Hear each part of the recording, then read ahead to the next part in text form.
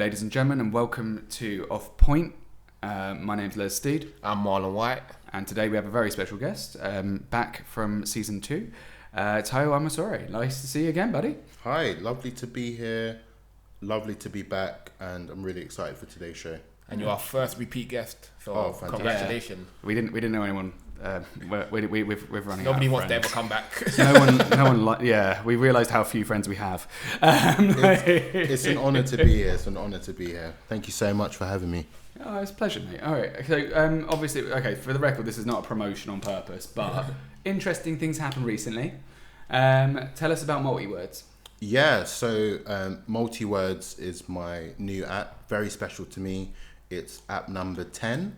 Whoop. And and I've been making apps for 10 years as well, so super special to me. It's a word game.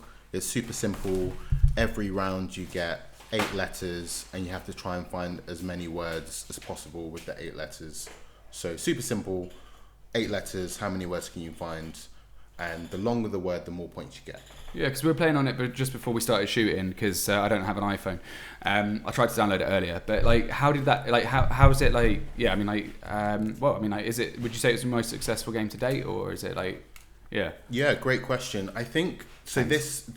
This game, I really wanted to take a risk. You know, at number 10, you kind of want to go with a bang, and I think I was taking some learnings that I had from my other apps, and I released a word game called Tyword to really jump on the hype of Wordle. Yeah, I thought about that. Yeah, and I put my name, so it's just my name with RD at the end, so Tyword. And one of the modes in this game people really liked, so I took that mode, fleshed it out, and made MultiWords. And MultiWords is the first app that I've made that uses subscriptions. So with subscriptions, if you had 100 people paying you £1 a month, you know that you'll get that every single month, rather than single in-app purchases where it fluctuates. So you could have a really good month, you can have a really bad month. I think in terms of, since you asked about success, this app I'm super proud of. I love seeing the same people on the leaderboards every single day, getting emails from people who have said that they've learned from the game, that they've shared it to other people. It's super rewarding. It's really nice that people actually sort of send you stuff as well, because I know that you're in the news recently as well, so I thought I'd bring that one up just before I get onto the whole how the subscription thing as well is quite an interesting point. So you were in the news, obviously. Tell us about that. Yeah, how did that feel? It felt on the other side. It felt great. It felt incredible to see my face in print and to be in a local paper, Southwark News.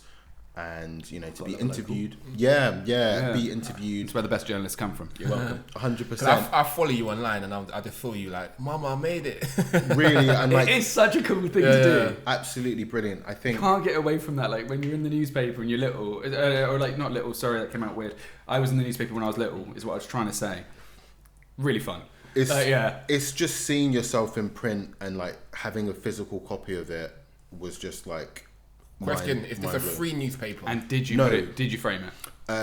So it's not a free newspaper. It's 50p. I bought how many 15 copies. Of course you did. And I have it framed as well. Yeah, so I have the article framed. It's at home, and every time I look at it, I'm super proud of where I was 10 years ago and where I am now. And what's also really actually, when you think about it.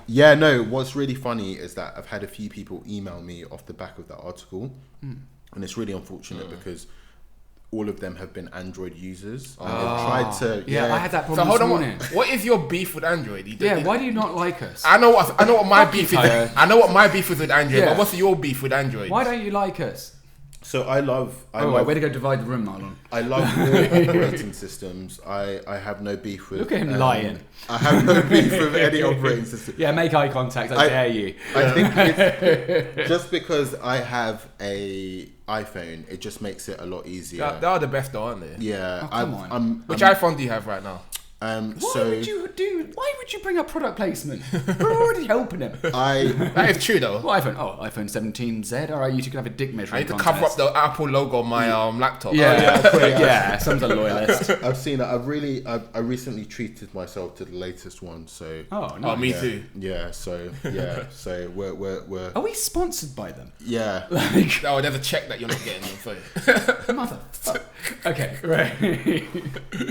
But yeah, like, so wait, you mentioned that it was like because you've got it on your phone. Like, I guess it's easy to review it, but then is it like, do you build it already? I mean, I know that we discussed it in the last time, how you build it and that, but like, do you build it? You build it on like a sort of do you have to build it on a Mac as well? Actually. Yeah. So Xcode, the IDE that I use for. So what does IDE stand for? Oh, sorry. So an IDE is an integrated development environment. So it's just a program you use to make programs. In a like a nutshell. matrix. Yeah, exactly. Gotcha. Because it's kind of like what program made Xcode then? You know, if Xcode is the program that I'm using to make apps, and then it becomes like, you know, Inception, dream inside a dream inside a dream inside a dream. So I use this IDE, but it's only on Apple platforms, so you can make Apple products, Apple apps, you know, for the Mac or the iPhone. But it doesn't mean that I can't make Android apps. It's just a different programming language, so it's like. Well, also it means you have to buy a new phone, and if you're not, you know, like if you're doing it as a hobby, I guess it's probably just not worth it. 100%. So £100 just to check your own work sounds a little bit like block. Yeah, no, definitely. I mean, I really hope that Multiwords gets to a point where I can cross develop. You know, I have enough resources, I have enough money, so I can make an Android app. I would love that, but right now, you know, you have to be super lean. It's just me.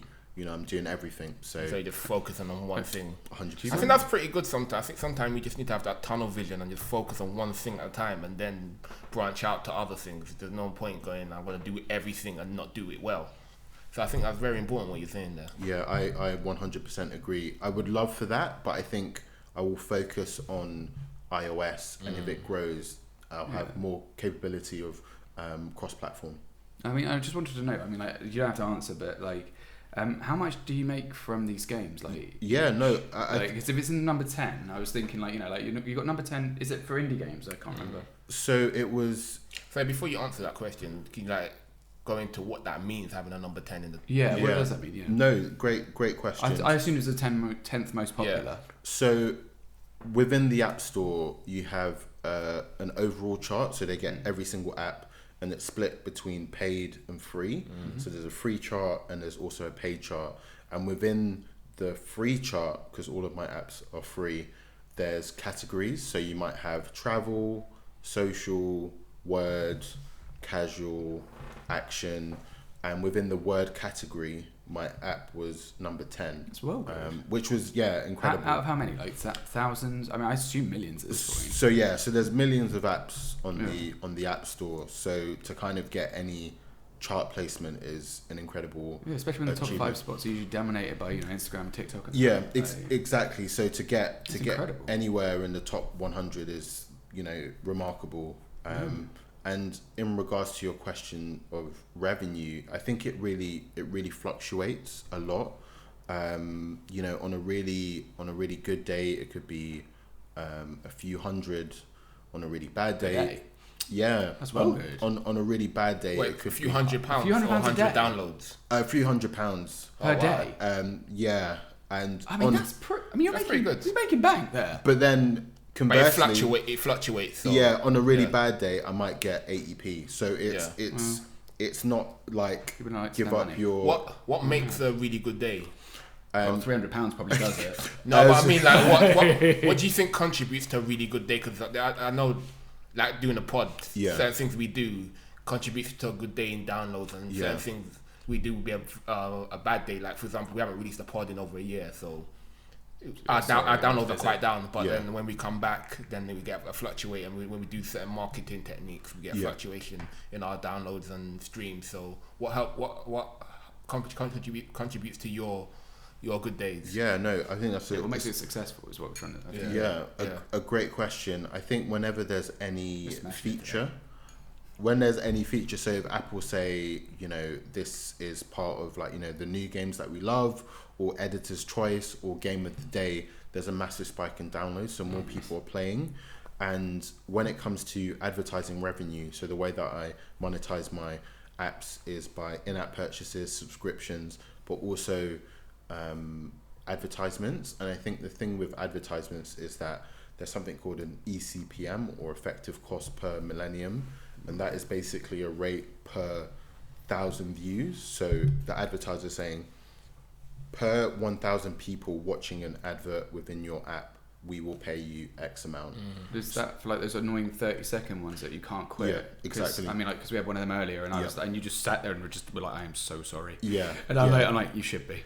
Yeah. So I think people, and it's a trade-off, because some people might not be able to pay for the subscription, or pay with your time, I guess. So yeah, so you pay with your time with the advertisement. So that fluctuates as well. So you kind of want as many eyes and as many people subscribing as well to your app, and that will give you days where you have high yield, where you have lots of money, as opposed to no one's downloading your app, no one's engaging, no one's watching adverts, no one's paying for anything, and then you get those 10p days.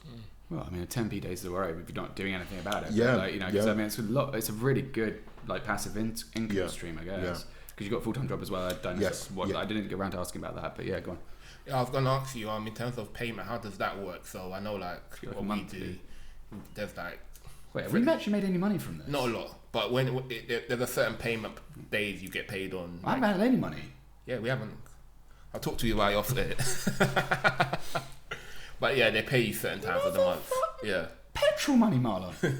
God damn. Oh, it's going my camera fund, didn't it? But I was just want to ask you, like, how does that work in terms of, do you get paid certain times a month? Is it every 2 weeks or whatnot? Yeah, so the Apple financial calendar is really different to anything that I've kind of come across. Is it one of those fucky ones where it's like the financial year starts in July? Yeah, it really does my head in. It's really bizarre. I hate that. So with the Apple stuff, I kind of really don't pay. It's like a surprise when I look at my bank account, which I don't really do that often because it's normally so much money in there. Yeah. Who have time to look? There's like 1, 2, 3, 4, 7 figures. Babe, is this I alright? have that problem sometimes. There's just too much money in I there. have anxiety about money these days. Jesus Christ. So look at it, just like, thank God. It's a mutual feeling. So that's why I don't like to look at my bank account. So it's a surprise. Mine's more of a nightmare. It's and me and you just sit and have a quiet crisis meeting. I'm just hoping to get to the end of each month. I'm starting to get without that overdraft text. Yeah, the minus just right in the So end. if you'd like to I get like a text message. The subscription details are my bank account. I get like a text message like, oh, you're in your overdraft. I'm like, damn it. The struggle is real. Yeah. So I really pay it no mind because it just changes all the time. And with the advertising money, that's more formalized. So that's just every month, towards the end of the month, they send the payment. How much do you get for like sort of per 1,000 ads roughly? Yeah, so it's a conversation that we can have for a really short amount of time or a really long amount of time because every territory has a different. So the Western world. Advertisers pay more. So if users were maybe in a lower cost of living country, then advertisers won't pay as much as maybe somewhere like Germany or Japan or the UK or the States. So in the UK, which is my primary market where most of my downloads are coming from, I was asking the US. I was going to ask you that. Yeah, it's like the US, isn't it? The ECPM about the same actually is about a tenner. So per 1,000 views, I would get £10. Is that per individual? So that's like. So that's actually no, on the whole, yeah. Yeah. So makes more sense, yeah, so if I was to get 5,000 views, that would equal £50. So the ones that I'm on, do you feel you're being ripped off in terms of your product you're creating on the Apple Store, or do you feel that it's a fair wage for it? And do you feel like because just to like bring it back to our podcast, or even like being a creator, doing YouTube, doing TikTok, you're completely robbed. I don't think I'm being robbed. I think it's a lot of hard work. I think it's. I was going to ask about that. I don't think anyone should get into making apps if they think that they can make easy money, because it's definitely not. It's a lot of hard work, but it's one of the most rewarding professions that I think you can do. Hearing people play it every single day, you know, before their commute, or if they have 5 or 10 minutes to kill, is absolutely incredible. Yeah, 'cause you were saying earlier. Yeah. I used to play it on the way to work. I was doing it for a couple of months, just on the tube. Yeah, it's good. A good way to like wake up in the morning. A good way to exercise your brain. It still spells. Have you explained what your app is? Yeah. So at the beginning, it's a word game, 8 letters. Yeah. How many words can you find? The longer the word, the more points that you get. And at the end of the game, you can also see what words you didn't get, what words you frustrating as hell. Yeah, so it's really frustrating when you see a word that's really obvious and you didn't get it. But there's me. You're just like, why did we not get that? It was really fun playing it before, and I'll say just to cut you there, that it's actually my favorite app of what you've produced that I've played. That's really There was that one that was like you only play it once and then it fucks you. I mean, I bet you didn't think about that one, did you? Because it's like, I'm sorry, I don't want to be critical, but like, you know, like, I mean, like, if I played a game and then it's like goodbye, it's like, all right, Anne Robinson.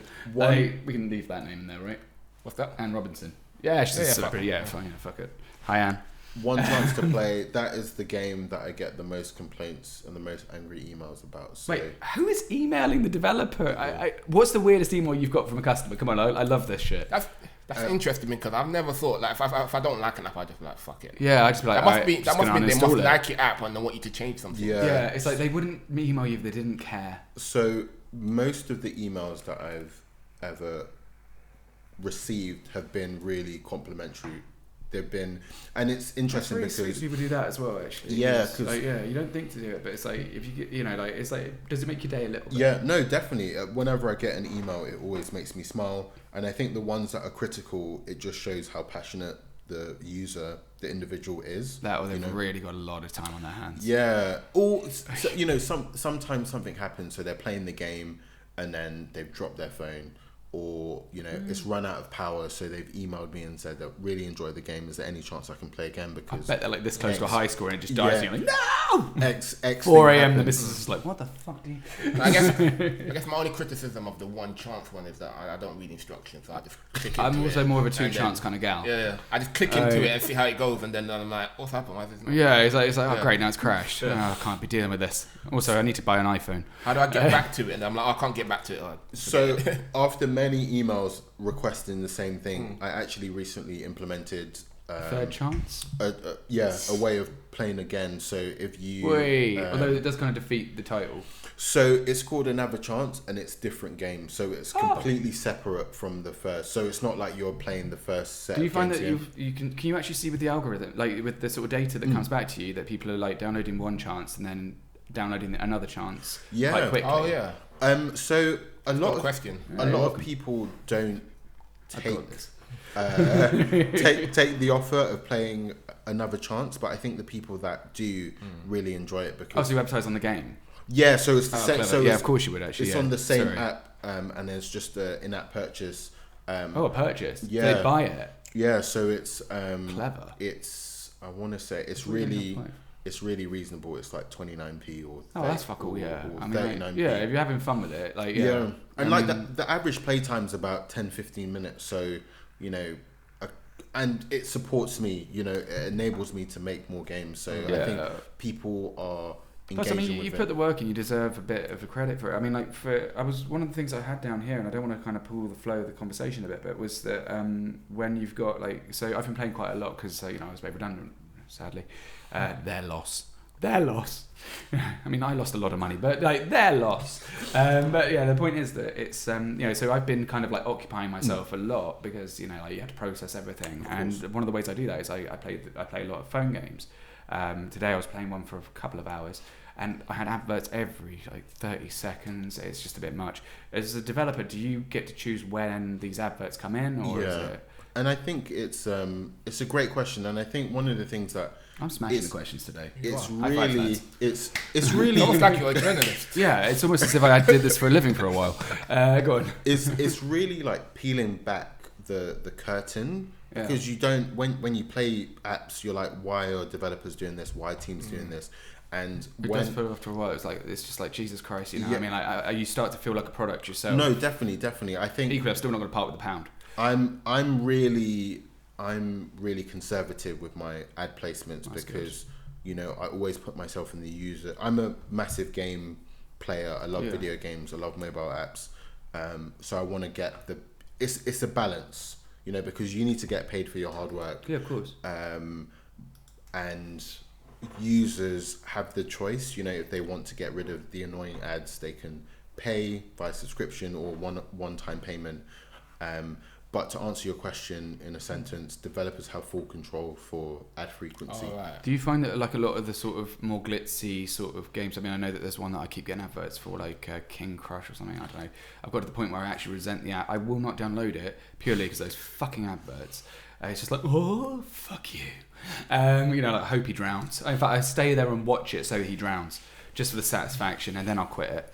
But the point is that, where I was going with that shit, with the mainstream sort of like, you know, like company games that, you know, like you've got like, you know, companies like Voodoo or whatever.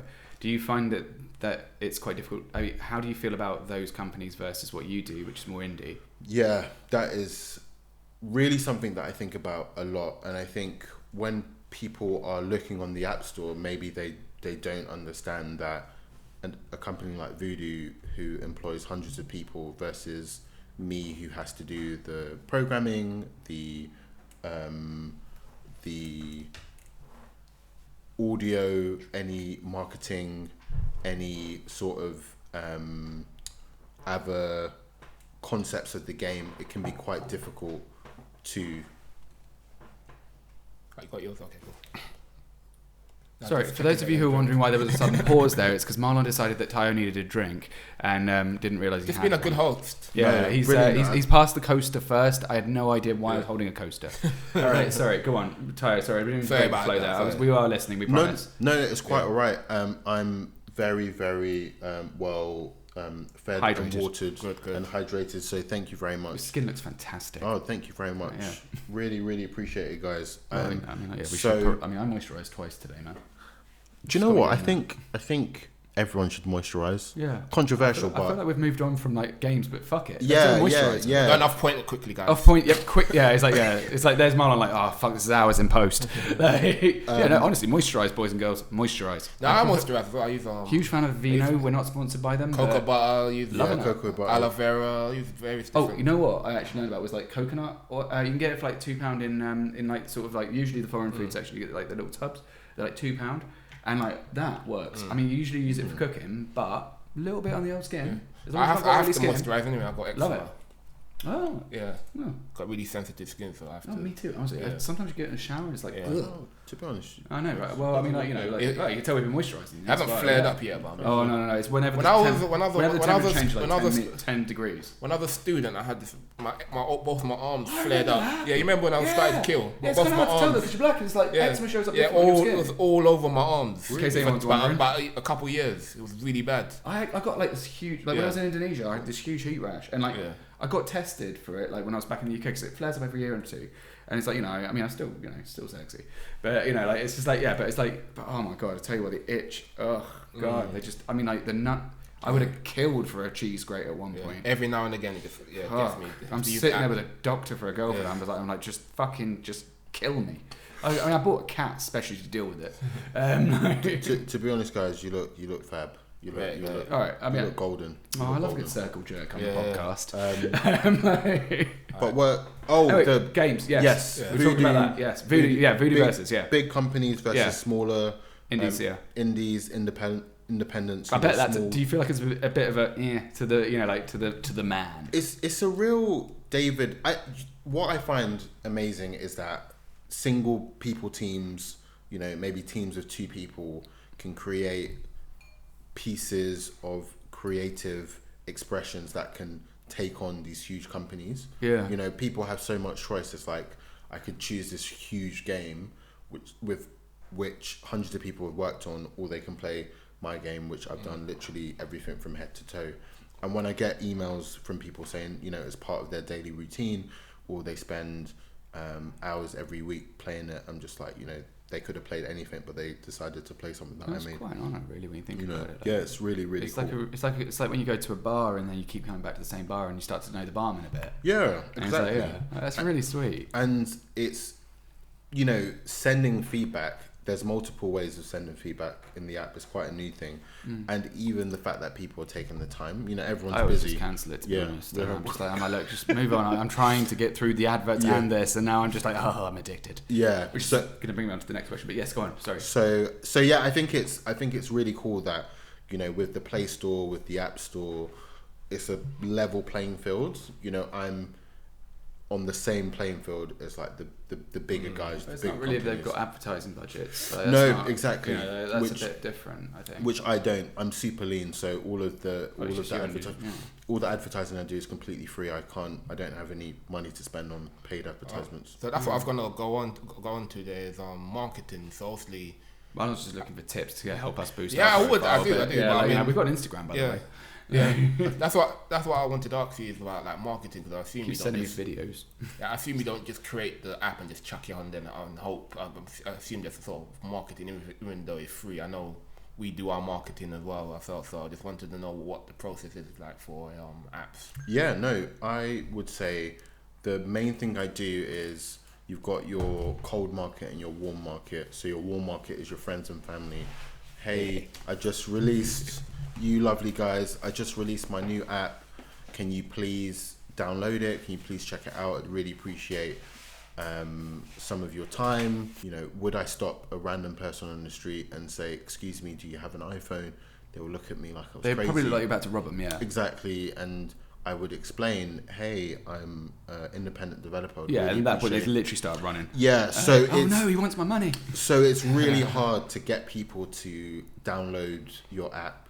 So just using social media, Instagram, Twitter, TikTok. I've heard a lot of people having a lot of. Are you on TikTok? So I am, but I don't Do you really wanna do a understand freebie? it. Yeah, oh no, neither do I. We Yeah, put if you- we put a couple of your clips when you came last time. Oh, up on really? TikTok. yeah, people know about you. Yeah. Oh, Right, all fantastic. 70 Yeah. of them. It's Yeah. I find it really confusing. And we will put. Sorry to cut you. We will put these stuff. Oh, on brilliant. TikTok as Oh, well. Obviously, fantastic. yeah. I mean, yeah, free. Oh, by the way, do you want to just? I mean, like, I don't want to be that guy, but if you want to do a little plug, which TikTok? Oh, I actually don't know. Genuinely. Well, no wonder you're fucking advertising on Yeah, there. It's I really- failing. Jesus I Christ. think it's Ty the app guy, but Ty the app guy. but I'm not sure. I mean, it's got a ring to it. It does Yeah. feel a little cliche, but I like it. Yeah, I really we need to sit down and talk. I mean, we could. TikTok, I mean, well, because- yeah, like, 'cause I can't because I'm not. I'm scared of it, to be honest. I don't know what's going on. I think it's just basically packed with people like me, just sitting there going, "Hello, how are you? Look, I'm so I like zany." it. I like TikTok. I like it. Yeah. I don't fully understand how the algorithm works. No, thank you. I don't understand the algorithm works and everything. It feels a bit random to me. Well, actually, it turns out that Chinese, because it's a Chinese company, we get all the dancey type. Yeah, I people. heard that. Yeah. And and the Chinese themselves get all the sciencey stuff. So Really? therefore, yeah. So all the What the government wants to push. yeah, it so the government are putting become an astronaut to them, Fair. while we're getting the same algorithms work in reverse for us, where it's like, yeah, you can dance and do the next craze where you all eat Tide Pods. So like our teenagers are it's influencing like teenagers. Yeah. It's a Oh, huge concern interesting. actually. Yeah, Oh, it's a societal issue, but yeah, I mean, let's move on. But plus, I mean, I don't want the CPC up my ass. But I do like it in this terms week. of like it allows you to consume a large amount of content. Yeah, but it's very 3 hours quickly. you're not getting back after a while. So I've watched like movies in 10 minutes. I've got the gist of the movie. like the synopsis. Yeah. They call Just it by- reviews, mate. Like, Huh? yeah, the reviews. No, Like, but I mean get they put the movie. They put like the movie 10 minutes by 10, 1 minute by 1 minute on Mate, TikTok. Part that would 1, be part 2, part 3, infuriating. part 4. Flick. Yeah. I can't be asked. You put a movie on in the background these days. Yeah. Jesus Christ, I tried watching. So there's like, some. My wife hates it because that's what I don't do. blame her. That's what I do just before we go to bed. I just Oh my I just God, scroll you're the through worst. TikTok. I'd divorce you. Yeah, she hates it so much. She's like, why do you have to be on TikTok? Speaking of And I'll be addictive just, apps, by the way. I'll be just going through random different things, but it just allows you to consume a large amount of content really quickly. Yeah. And Yeah, like, flick, you know how it is, you come home from work, you have to do this, you have to go gym, you have to do all of these stuff. It's and just then you toilet got, yeah, flicking. then you got like 30 minutes just to cram everything in that you've missed. Yeah, my girlfriend always knows that I'm on the toilet because I start sending her memes and stuff like that, and she's just like, "Fuck's sake!" It's very good on the toilet actually. TikTok, I'm not gonna lie. 100%, yeah. But it's interesting. Oh, you got 5 minutes to yourself. Yeah. It's a bit of peace. It's and interesting how all these other social media platforms have copied it. Oh yeah, like you've got YouTube, you've got YouTube Shorts, you've got Instagram, you've got Facebook does it as well. But fuck me. Yeah. So that's why like now we have to have to make all of our videos in portrait mode now. Is it? Yeah, that's what I've been doing. Why is that one on landscape? What? That's on landscape. Yeah, but I convert. I film in portrait. I film in landscape, and then I convert it to portrait for social media. So the landscape version goes on Spotify and it goes on YouTube, and the portrait versions go on Instagram, TikTok, and YouTube Shorts. Right. In case anyone's wondering, he's been with us since season 1. Yes, he's gotten really into his production. Yeah. So you can, I guess it's more versatile if you have it in landscape, right? Because then you can. Yeah, exactly. Because if I film it in portrait, then there's not a lot I can do with it. As a journalist, we're always told go landscape and lock your phone. Make sure it's landscape. Make sure it's reasonably high def. Yeah. But because I mean, you won't find anything in the newspaper that isn't landscape. Yeah. To start with. But anyway, right. But on that point, actually, about addictive apps, how do you feel about the addictive nature of some of these apps? Like, because I mean, I personally spent. I'm not gonna lie. I spent most of today. Because my brain just went into wait mode, and I spent about a good 3-4 hours just sitting there playing a game on my phone, and I probably will be there for about another hour or 2 tonight when I get home, just chilling, and just it helps me switch off for me personally, because it's like dick, ding. But it's that kind of reward center, that dopamine, like the little dose of dopamine. How do you feel about that as a developer, and do you aim for that yourself? Or Yeah, I think it's a fantastic question. Something that I'm smashing it. Incredibly conscious of, and I think that developers have a moral duty to really respect and make sure that their users don't become addicted to their products. And really, one of the reasons cigarettes, isn't it? He said, "Have the vape." One of the reasons I believe so strongly in it is. I built One Chance, a game that you can only play once, and even with multi-words, there's a 5-minute mode, a 10-minute mode. Yeah, that's really good actually. Daily challenge. Yeah, because it's like if you're on the John, then you can sit there in 5 minutes. All right, I'll be 10 minutes. It's like all right, it's like exactly. So gives up a breather. Yeah, I think that's a really good point. I didn't realize it was because of that. I thought it was just because it just kind of was the challenge itself. No, but you've actually thought about it that way. Yeah, exactly. That's amazing. Very ethical. Yeah, I really like that. So it's just like you've got. I'm not going to get an iPhone, but I think it's more. Sorry to cut you. I think it's more It's really thoughtful. More dangerous with apps where there's in-app purchases where people. I think maybe Candy Crush is one of them. Pushing it, and then you're addicted to it, and then you're spending money on it, and then you're. I don't want to give any free advertising to anyone, but I'm on this one where it's like you bunch of little battle fellas, and most of the thing, it just kind of keeps coming up with all these bright colours and stuff like that. I know, objectively, that this is designed to be like a little bit of crack. Yeah. But I mean it's true, and and it's just light bright colours, and I know that my monkey brain is going ooh, bright and shiny, but I can tell you what, I was there again, ages, and and everything you fucking click is another advert, and you're like, Christ's arse, this is hard. So but yeah, go on. So do you know any horror stories then in your industry, and what made you decide to have that stance on trying to not make your game addictive? Because to me, I'm like, I wish people were addicted to this pod. I wish people were addicted to everything. I never really thought about somebody maybe ruining their life. Like, I don't know. Well, I wouldn't say ruining their life. Actually, because people do ruin their marriages. Yeah, people ruin their life. You can be addicted to anything. Imagine because I know, for example, there's been at least one night when I'm in bed with the missus and she wants to cuddle, and I'm just and I just didn't clock it because I was too busy But imagine even that you're not paying attention to your missus, but then you're also if you're not paying attention to the road. Yeah, but you're also spending all your money in that. I wouldn't ever do that. But if you were, could you imagine the impact? I'm tight as a mouse's waistcoat when it comes to video games, 20 quid. No. But if you were somebody that was like that. But it's the little kids as well. You hear about the little kids who are going on there and they see the bright, shiny, all the sweetie colours, and then they end up £1,500 later. Do you think that there should? I mean, is there safeguarding about that? So, I think both the biggest players, so Google and Apple, they will refund any unintended in-app purchases. So if they a didn't minor, refund me for some. Yeah, go on. if a minor, got hold of a game and they bought some in-app purchases without, their parent or guardian or whoever it is knowing, you can get a refund for that. Yeah. And I think... How do you prove that, though? So I think one of the biggest ways is, has this person ever purchased something from this? If the person purchased from the app consistently and then they said, hey, I didn't mean that, it's probably going to be harder to prove than if it's a one-off. A spike of 50 quid instead of when you're spending £2 on the game and then £2 and then suddenly a spike. Exactly. That makes sense. And I think if the person doesn't even have like a game center login, or suddenly, because toddlers will. Kids will hack anything. Yeah. Honestly, when I had to find someone in teenagers are the best for this. Like, if you want to find someone, get a teenager to do it online. It took my Indonesian kids. I had to find this guy, and it was driving me nuts. And I just turned to one of my former students, and they were about 20 or something like that. And I was like, I pulled together a few of my favourites, and I was a bit like, lads, ladies, help.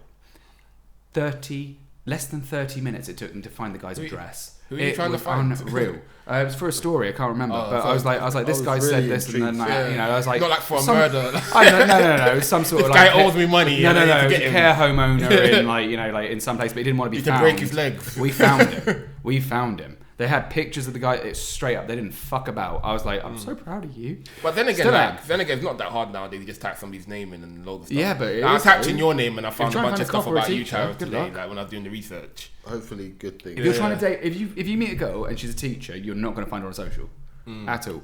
It depends. It depends what you do. Profession, Cop. Yeah. The reason I don't use my real name on social media is just because I don't.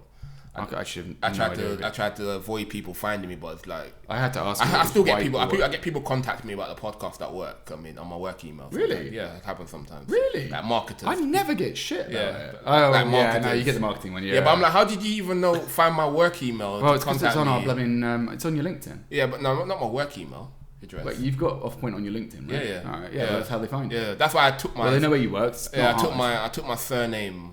I took my surname off LinkedIn because of that. It's just. Really? Yeah. How are people going to find you now? I don't want people to find me. But the whole point of LinkedIn is that they find you. Yeah, but you contact me on LinkedIn and then I can give you my contact information. How are they going to find you on LinkedIn to get your contact information to find you on LinkedIn? Yeah, but people who are on LinkedIn already, like you can find my profile if you type in Marlon or whatever. And also, I guess, if you're searching for the podcast. Yeah, makes sense. I mean, like, our faces plus are... I only want people... Shames me, but they are. Yeah, on LinkedIn, I only want people that sort of know me to have my contact information. I don't want just random people be able to contact me through LinkedIn. Really? No. I think that's very fair. Fair play. All right. Well, on that note, I mean, like, privacy and stuff like that. So, like, people are messaging you and stuff like that. What is the craziest one that you've had? What's been the weirdest complaint where you're just a bit like, do I need to message somebody? Do I tell them, send them a sort of, and how did you react to it, actually? A lot of the emails make me smile. One made me quite concerned because someone said that they needed to play the game again and it was life or death situation.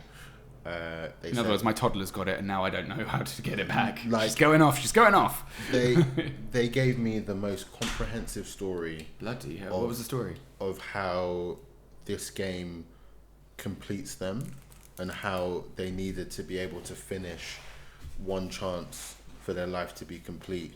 That's a very niche requirement for life to be content. Yeah. They said they never knew that they needed this app in their life until they came across it. Are you sure they weren't taking the piss? So it really made me laugh, and because they went through so much effort, I was just like... Sounds like me replying to a parking ticket. I was like, yes, you can. I will allow you to have another go at the app, and thank you so much for that. And they did actually follow up, so I sorted them out with another go, and they followed up. And how'd you do that? And did you nip in and do the coding for them, or so make them a special voucher? So I have like a database with all the players' IDs and stuff like that. So it matches that and doesn't allow them to play if their ID is found. So I just deleted their ID from the database. Wait, does that mean they lost their score though? No. So their score was still still solid, and they got another go. Yeah, just for one other go. So in a situation that's so sweet. In a situation like that, is there some sort of like support from, I guess, Apple in terms of like, if somebody's like, I'm gonna kill myself if you don't get another chance at your goal. But for the record, please don't kill yourself over an app. It's pathetic.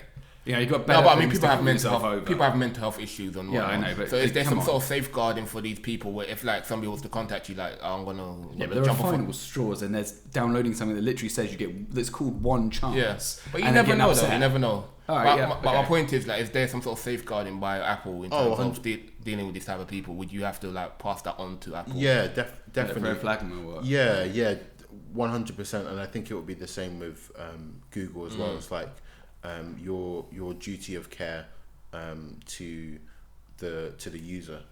But it's a really interesting point. Something that I hadn't really thought about until getting that email. And you know, half of me believes that they were joking, half of me believes that they were being you never know with serious. These, but you have to be on the safe side, I guess. Yeah, a few people called us at the locals, and there was some where this guy, I mean, like, you know, like he was definitely, you know, like a few screws short of a bolt, so to speak.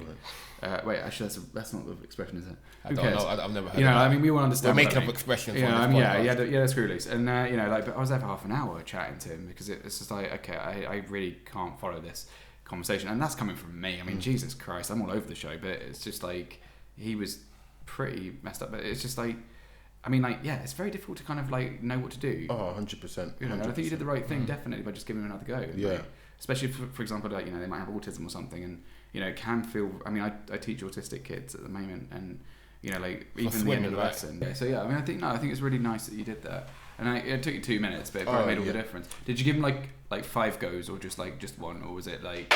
So at that point in time, I couldn't actually give more than 1. Yeah. But now I've set up a system where it's like. Wait, so you've set up a system as well, just to help people like that? Yeah, well, just like. That's so sweet. If anyone has any really nice issues, but you'll be surprised because I didn't think people, if they had a problem, they would get in touch. No, because the usually game just like flick it off and get on with the life. Yeah. Exactly, because the game is so short, it's just an experience. So the fact that people even reach out to me and say, "I had this issue, or can I play again?"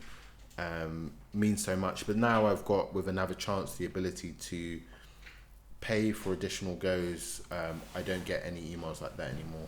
I think people are really interested. They just give 20p or whatever. Yeah, and it's exactly. Like, I'll have another go. Yeah, it's a bit like, you know, I mean, when you think about it, it's just the same as like what you'd spend on, say, that, you know, fruit, you know, like on any other sort of. Yeah. I don't want to compare it to gambling, but you know, like 20p in the little box. And so, go on and have another go. It's like a fairground, right? Yeah, that's it. Not exactly, gambling. exactly. So it's not rigged. It's really a tiny amount to actually pay to get enjoyment and also help me as the developer. So I think it's really win-win. Do you find that people are like more reluctant to spend money on app games? 100%. Yeah, because like I think I mentioned earlier, like for me, it's, I mean, I've had this one called Polytopia, which I would recommend as well. It's like chess, but like, you know, it's really cool. I love it. It's, you know, and I've played it for about 6 years, and I have literally only spent £3 on it. Wow. Because and I was pretty reluctant about that, but I was like, I do kind of want to play as that other civilization. But you know, like, but it took me about sort of 3 years to spend like, I don't know, £4 on it, £5 on it, which makes me sound a bit tight, but that's the thing. I mean, like, you know, like, how do you feel? I mean, do you feel that the subscription model that you were talking about earlier is more effective than the advertising model, or is it more a case of like in-app purchases that will give you a definite product? Yeah. Or is it more like, you know, like spend £5 now and you can get 17 of these little wish cards? Yeah. It's like, which one's the most effective, do you think? I think it's very early days with this subscription model. I think having a combination of all the different models allows you to get support from every type of user. So when it's ad supported, you can get support from someone who maybe can't afford or doesn't want to pay, which is completely fine.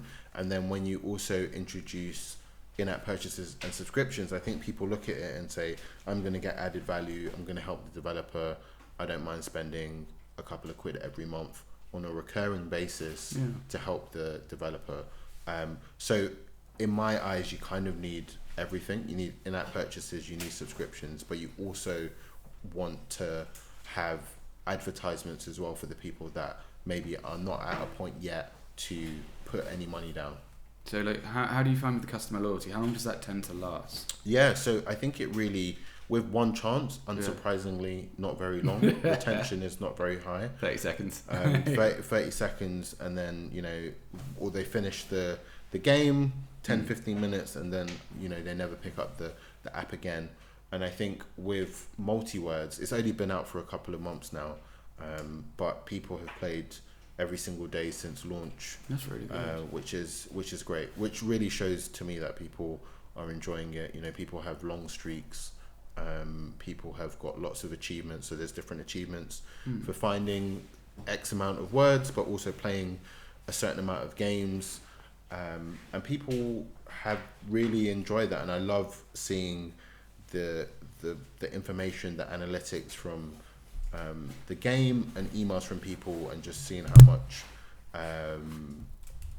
they enjoy playing it, because a couple of weeks ago passed a very cool milestone, which was over 2.5 million words have been guessed in Multiwords. 2.5 million? So yeah. How many subscribers do you have? I mean, like, roughly. Subscribers, I actually... Yeah.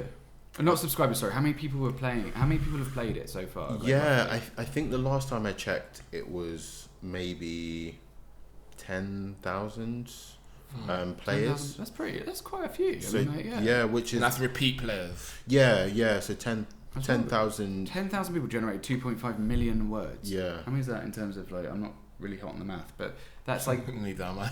Yeah, alright, screw it. It's about 1,000 words each, roughly, should we say. Right, 1,500 each, I guess. Yeah. But like, I mean, that's 1,500 words a person. Let's say, do you ever see one of those little statistics of somebody who's just kind of like absolutely played it for 48 hours? Yeah, I think there's a few... Do you ever want to just like email them and be like, do you need some sleep, mate? Like, I wanna meet them and give them a big hug and just be like, I really appreciate how much you enjoy finding words. And I think there is enough words in the game that you can actually play the game for 40 years. So there's so much content. Holy shit. Yeah, because we were playing it earlier and we did not know most of them words. Yeah. Well, you didn't know. I've played before. What? Are you trying to imply that you're better at it? You can't even say the word ask. Okay, like... The accent is the... How do you say ask? Oof. Ask. See, southern. Let me ask you again. You're outnumbered here. Am I really? Because you just say ask. You said ask. No, I said ask. No, you don't. With an R. Bullshit. With an R. No, you said ask. I said ask. No, I've listened to this. Like, and it drives me nuts. I think we had this conversation ask, before. right? Ask. A-S-K. Ask. I said ask. The fuck you do? Give me that shit. I've got your texts. Okay, I mean, I don't spell it. I don't spell it. That's a joke. That one is a joke. Like, you know, it's just like, I wasn't asking you, but it's like, come on. It's a South London thing, definitely. Probably is. Yeah. Let's ask them out, shall we? Anyway, sorry. Yeah, my little pet peeves aside. Sorry. Way to go alienate our audience. Damn it. All right then. Anyway, there's going to be a divide of people that are going to be... Yeah, we're going to start like a first ever internet debate. Yeah, I think we're going to get cancelled. High five. Well, you're going to get cancelled. Yeah, he's racist, isn't he? No, he's not. It's grammar. It's going to be carnage. It's going to be carnage. You're going to get a lot of emails. I hope not, because I have like 4 email addresses. Like sometimes it's like wrong login. Leslie journalistd@gmail.com. Yeah, thanks for the cover there, you dick. Yeah. Come on. It's on our website. Anyway, is it? No. Good. I can't tell anymore if people are adding me online because of the podcast or because they're spam. And I don't know. Yeah. Because of what? The spam. Because you get those little spam people that and it's like big deals, big tits, or something like that. And you're like, all right, no. But like, because mine's on private, I can't really, and theirs is always on private. It's just like, because I mean, I completely get it, but at the same time, like, I don't want to like make anyone feel like I don't appreciate the fandom kind of thing. If we ever have a fan, have we got a fan? I had a couple that dip in and out. That's pretty cool. Yeah, I've never had a fan before. You remember you wrote that to that guy from Facebook. Oh. I think his name is David. Wait. Didn't he like say something mean? I can't remember. No, he was like really nice. He had ADHD as well. Oh. Yeah, I remember, Yeah, I wrote back. Yeah, good on him. Yeah, good sausage. Yeah, we did a couple of ADHD podcasts, which made us look pretty good. I think what you guys are doing is fantastic. It's fun, you know. And you know, where it's a forum where you can just be yourself. I think it's bless. No, but it's this is why we have him back every year. It's because he's so fucking charming. He's our tech expert. Okay, so do you think that like sort of puzzle games are kind of on the up, and also how does that compare to sort of console games like adventure games and things like that? I mean, I think they're two completely different beasts. I think puzzle games will always be popular. I don't think they're ever going to go out of fashion. People love solving riddles still, and puzzles and like even something as simple as a jigsaw app game would be. It's like an electronic version of the thing you buy anyway. Yeah, exactly. Spend 20 quid on that. Why not pay it on the app? Exactly. It's convenient. You can move it. You can save your state. That's what I've been doing like this today. I play 3 hours. I play fucking awesome. I play terrible with Wooduku on the tube every morning. Every morning I've never been able to do that. Have a little challenge. You have to get the diamonds. I play that every morning religiously. Yeah, see, so that's me. Like Solitaire's never gone out of fashion either. Exactly. I think puzzle games are always going to have a place. And How about Minesweeper though? Because I feel a bit classic. like that. Yeah, but it might have died a death. I mean, absolute classic. Really? Yeah. When was the last time you played Minesweeper? Probably in school. What's Minesweeper? I've never played. Thank you. It's that one where you kind of click. It's like proper old school. You know when your laptop could be used as a weapon. Yeah. Like one of them. Like one of those ones where if you dropped it off a building, you'd be like, oh, that's probably going to cost me. Just to go off point quickly, I never realised how big those laptops were until like. Oh my god! Yeah. When you dig one up from the attic and you're like, holy. My mum had my old laptop from uni, and it's like compared to the one on the table. Knees. Look how thin this is, and this is an Apple Mac. So God the one I had is like so adverts. thick, so big. I'm like, Jesus, how did I use this? Are you trying to get us sponsored by Apple? We can just write to Tim Cook. Fuck. You want to get sponsored by Apple? Yeah, good point actually. Yeah. Hey, Tim, how you doing? We could do with some more equipment. Yeah, we could actually. That's not a hint. Have you been approached by sponsors? Have we? Fuck. Have we? Sort of more scammy ones. So you get those people that are like, we want you to be a brand ambassador. Fuck off. For some like sunglasses or something. Right. But they're all made by Luxottica anyway. Like ball shaver or whatever. A ball shaver? Yeah. As in bollock shaver? Yeah. No, I've got contacted. We are not going to be doing bollock shaving. So it's like, but we have been contacted. Quick word from our sponsor. women's jewelry or some bullshit. Right. They just get you. They're like, we send you some free stuff. I'm like, why would you want? Oh well, you got a wife. Yeah, but like, it makes sense. But even if it was real, what am I going to be like wearing a women's jewelry on the podcast? I would.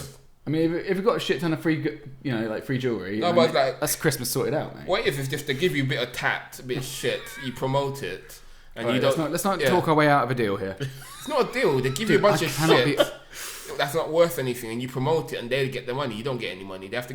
What money are they going to get with our audience? I mean, we've got like 5,000 people. Yeah, but like, you'd want some money. I've rounded up a lot. But you would want some money in return for promoting a product. You don't want some cheap tack you didn't want. Oh no, the worst one's exposure. We'll give you exposure. It's like if I said to you, like, Tyrell, I'll give you this bag of rubbish if you promote it for me, and he's like, why would you do that for me? Like, I'll post about you for 5 hours work. Yeah, sure. Oh yeah, that'll help me. So we've been contacted by a lot of scammy stuff, but not like anything real. At least we're being found, and that's what matters, And I think that more importantly, we've found an audience. Yeah. Mostly they go around Instagram contacting everybody. No idea. I don't even know where Virginia is. Where is Virginia? America. Obviously, but I mean, narrow it down, mate. It's 50 of them. 50 state, 51. Yeah. Is it 50 or 51? Southern state. Oh yeah. Oh, of course it is. Yeah. It's down by the coast. But that's years ago. I don't know if it's still. Well, we should check demographics. I think a lot of it is probably. But it's divided between America and the UK at the moment. That's really cool. We've got a few in Last Indonesia. time I checked, anyway. But we've got Asia as well. We've got a bunch of different. Yeah, a couple of my kids have been listening to it. Fucking love more my kids. breakups across the world. I know this is off point. Oh shit! Very that's fitting. That's not what we do here. Oh sorry. Hey, come on, stay on mate. topic. Sort it out. Stay on topic at all points. Straight as a laser, mate. Come on. Sorry. How are we getting more people to listen? Mostly we get you guys to promote it, and then But for the most part, I do think of different ways to promote our podcast. So like now I'm thinking of more targeting TikTok, right as well. Like TikTok and all that. So like We went viral last time. You're right. Well, we got 23,000. 36,000. 36 for that one about me getting run over. Yeah. Of all the fucking stories we've told, me getting run over by some woman. Sorry, that came out bad. Sorry, I mean, no, sorry. Let me rephrase. That was an interesting one because you actually see how it should work when you put out something. You see the numbers just rise and fluctuate, and the likes, thousands of likes, watched me, loads of comments. By the way, for everybody listening, there's a lot of sexist comments out there about women drivers. So I mean, yeah, but when one runs you over, genuinely, she's a bad driver. She came across the road and got me. And I was stopped on my bike. I'm literally this close to the curb. It was 60 centimetres, just like in my cycling proficiency. I was on my motorbike, big fat motorbike, and I'm just like honking at her. And she came across the road, 10 metres down. Sorry, we're about to do a reshoot here. Yeah. 10 metres, like across 10 metres. Looks me in the eyes. Wake up! Yeah, looks me in the eyes. And there's me. I mean, it turns out that my last words would be fuck. And apparently I hit quite the high note. You always think you're going to go down saying something like cool. People love that clip on TikTok. Yeah. Actually, all platforms, Instagram, YouTube. We should tell more horror stories. So, Ty, any you have been attacked? I've got lots of horror stories about code. Yes. I don't think that. I don't know. Were you attacked while writing some code? No. Who hurt you? Were you shot or like robbed while writing some code? No. One time, somebody mugged you for your code. Somebody stabbed you and you took your code. No, code stabbing. That would be absolutely hilarious. What have you got for me? I've got 15 days trying to find the letter D and a little pointy like you bracket. must have something for me. Yeah. I've only got code. I'll take that. Give me your code. Do you ever get offended by code? Constantly. Really? Yeah. How come? So my code would not be defined as clean code. So there's very strict. Oh, great! We just lost a bunch of listeners. Yeah, all the tech community's just like fuck him. There's a lot of strict guidelines around coding, around clean code and best practices.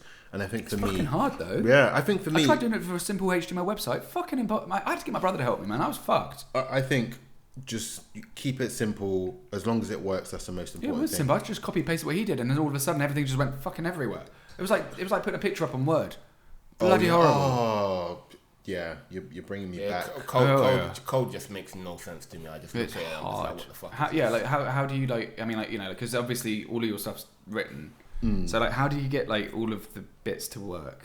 I think that's a big question. I'm sorry. It's a huge question. And how long have you got? I think obviously as long as you need. In the most simple of terms, it's a lot of trial and error. I think I've grown so much as a developer in the 10 years, but when I first started out, I had no idea what I was doing, and I think today I still have no idea what I'm doing. That's kind of the mark of an expert, though, isn't it? It's like, the more you learn, the less you know. Do you think? Yeah. Do you consider yourself a perfectionist? No, definitely not. I think if I was a perfectionist, the first game would have never come out. I'd still be working on it. Did you know there were flaws when you released it? 100%. But I think it's really important to have an MVP, which is a minimal viable product, something to get out there, get feedback, and then continue to iterate and make better. So like a beta version. Definitely. When do you know it's time to kind of release that beta version? So I always, when I build something, I write down a list of what I want it to do, and that's like the absolute basics. It's like the Bible kind of contents page almost. Exactly. So with Multiverse, for example, I knew I wanted it to be a word game where you had 8 letters and you're trying to guess as many words within an allotted time, 5 and 10 minutes. Or infinite. And then release it. And I really like that time limit because I'd be like, okay, I've got 5 minutes to get to work. Boom. Yeah. I do a 5-minute one. That takes me all the way to work. Exactly. So that, it was very, very conscious. And then after that, I get feedback, someone might say, and this is feedback that I got. So the game was designed for iPhone, but people on iPads would play it and they would want to play it landscape instead of portrait, so they could use a keyboard to play the game. That is a good point, actually, yeah. So for version 1.3... But they're really committed if they pull out I've never played the game on I don't have an iPad, but on the tablet, really. I'm more for puzzle games, I'm more like just... I want to do it on my phone because I only play puzzle games mostly if I'm maybe watching TV or if I'm on the tube. Where you've got a little bit of time to kill.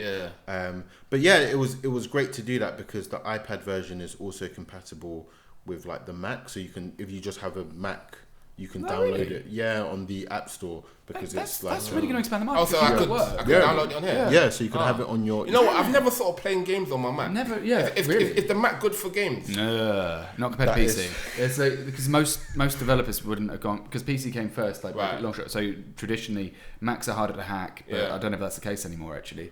And so it's a safer one, and it's more for like creativity and like building stuff. Like for this me, podcast. my Mac is only used for doing editing. I don't Like use creative, it. I don't do it. I don't use it for anything else. Yeah, I think for light gaming you're okay, but anything heavy, like multi-words will be fine. But I think anything heavy, you'll probably be better suited on PC or a games console. Yeah. Oh, I was going to ask about that. Do you feel like there's been a huge the way that people play games because of mobile? Do you feel that that's impacted the console genre? Oh, definitely. I think it hasn't impacted it in terms of numbers. I think people are always going to want a dedicated system for playing games. I think what mobile has enabled gamers to be from more diverse demographics. So it's not just your typical male, younger, maybe World of Warcraft type. Yeah, like like shoot 'em ups. COD. Yeah, I spent my weekend playing COD and I fucking loved it, but I really missed being able to. I wish there were better games on mobile sometimes, because like sometimes I feel like playing. Ouch, he's right here. No, sort your shit out. I'm not talking about like puzzle games. I love puzzle games, but I'm talking about like more triple A sort of like blockbuster games, like boxing games, football games. I know there are there, but I wish there were more of them. And then a lot of them are optimized for touchscreen controls. Like Resident Evil recently has come out on the iPhone 15 Pro and iPhone 15 Pro Max, and it's incredible playing those games on those devices, but the best way to play it is with a controller, because the touchscreen controls, they just take up too much of the screen, so you can't really focus on what's going on because your fingers and your thumbs are taking up too much of the space. So it's just like another barrier of entry. You have to buy a Bluetooth controller to be able to play these games. Yeah, I've fallen out. I don't think anyone's going to buy a controller for their phone. It's already But like, do you find that like with those, have you ever developed one of those ones where you've got like two little touchy sort of things? You just described. So with a couple of my earlier games, they're completely compatible with MFI controllers. So like PlayStation controllers or third party Nintendo controllers, Microsoft controllers. You can just hook them up to your phone via Bluetooth and you can just play. But to be honest, not many people take advantage of that. Most people, it's just more convenient. I've never thought about hooking up a controller to my phone before. But when you're making, do you have to kind of like take into account the fact that people are going to be using their thumbs, or like people with fat thumbs, thin thumbs? Does it like do you have to think about like the size of the average person's thumb? 100%. I think there's the human interface guidelines, which is like a set of principles to kind of have the best user experience when developing apps, and that's something that I always think about, because no two people are the same, right? You've got so many different, and accessibility is also something that's really important. So in the app, it's got accessibility features, so if you can't see the letters, it can read out the letters, and then you can say the letters back and still engage with the game. I got a question. I'm not sure if you know the answer to this question, but I remember back in the day, like with the touchscreen, you had to use your fingertips to use your phone. Now it feels like if I touch my phone with any part of my body, it changes. Yeah. So has that been a change in the accessibility? Because maybe some people don't have fingers. Yeah, of course, 100%. Yeah, so there quite are a rare demographic, though, isn't it? Yeah, but you still have to cater for them. I suppose, Well, of course, can you imagine could you imagine? Yeah, I mean, like, they've got it hard enough as it is. They have no fingers. Because I noticed that. Cause I was like, okay, the Yakuza guys as well. I wouldn't want to fuck. As long as I'm not touching my phone with my fingers, nothing will change. But now, like, I touch my phone, any part, my palm. Honestly, God, I mean, I swear to God, I've turned my phone on with my dick before. Just sit in my pocket. Just. So what I'm saying is, that been an actual. What I think accessibility is really, really important, and it's something that I'm super conscious about. And I think because the majority of the population are fully abled, we often forget about people that might have vision problems, sound problems, touch problems, say if you're quadriplegic. What if you don't have fingerprints as well? Like, exactly. There's lots of different stuff, not just assassins. There's lots of different assassins playing an assassin game. It's like, this isn't anybody else. I don't know why he's a Russian assassin, but he is. Spin off point quickly. What do you think of the Apple's facial recognition? I hate it. Yeah, how do you feel about the whole facial recognition, like how much, and also the voice activation and things like that? So I'm pretty biased in this case because I have a twin brother and he can unlock my phone. Really? So shout Ken. Hi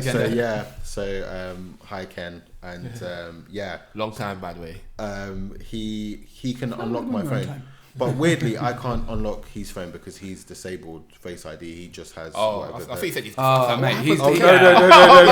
He's been reading your sexy messages. You've been not able to access his. God, I was like, what happened? You must be a bit suspicious about that. I was so emotional about that. I was going to be a bit suspicious if my twin did that. I'd be like, okay, so you can unlock mine, but I can't unlock yours. Yeah. Why? Like I haven't seen your brother in about 15 plus years. I have a fucking word. Yeah.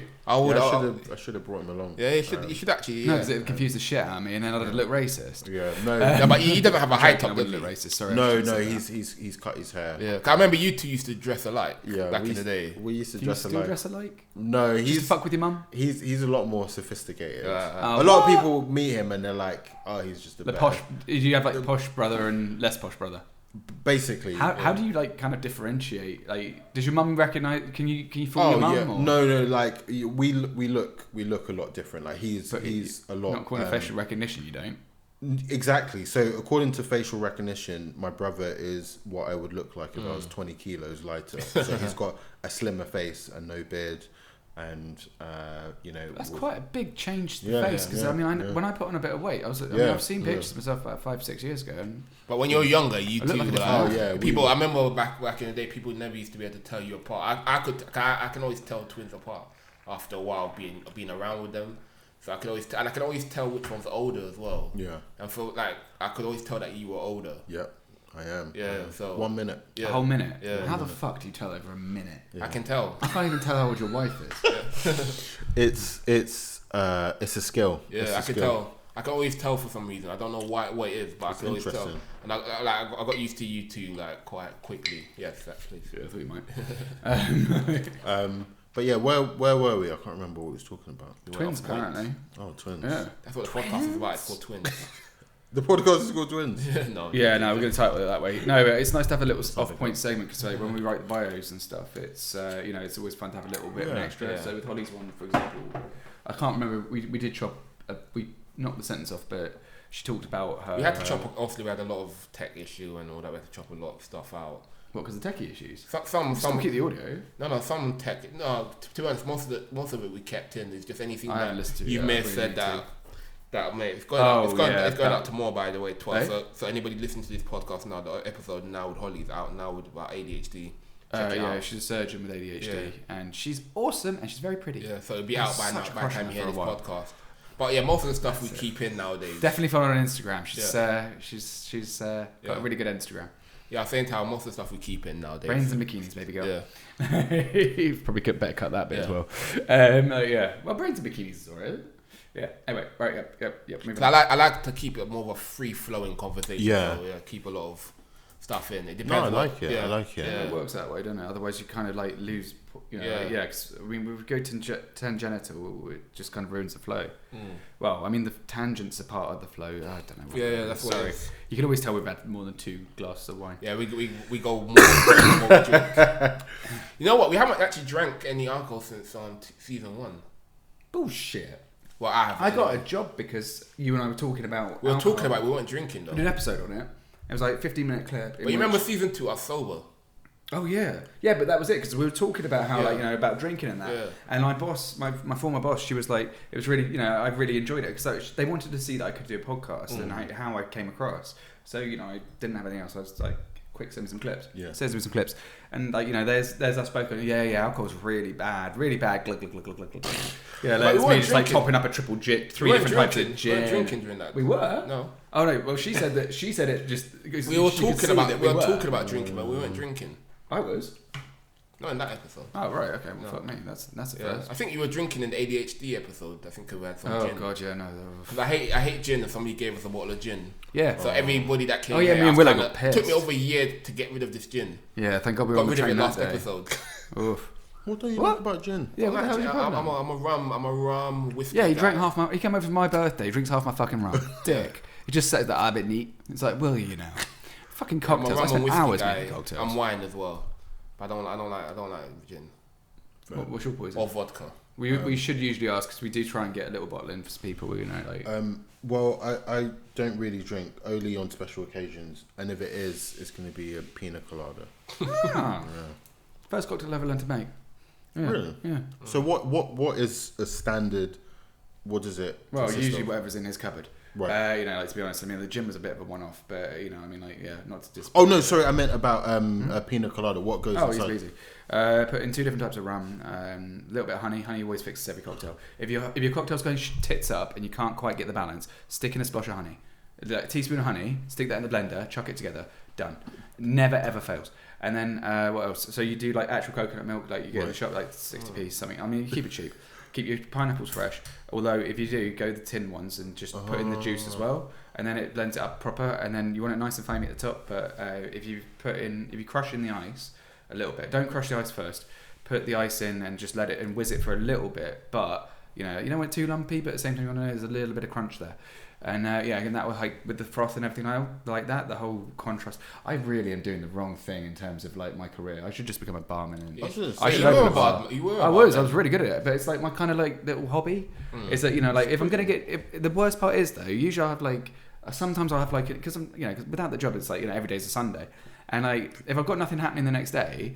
Like you have a little gin and tonic the night before, and then one gin turns into 2 gins, or as my ex-girlfriend used to call it, a les measure, which was more like a tonic and gin. And it was lockdown. Fuck it. How often do you drink during the week? Probably once or twice.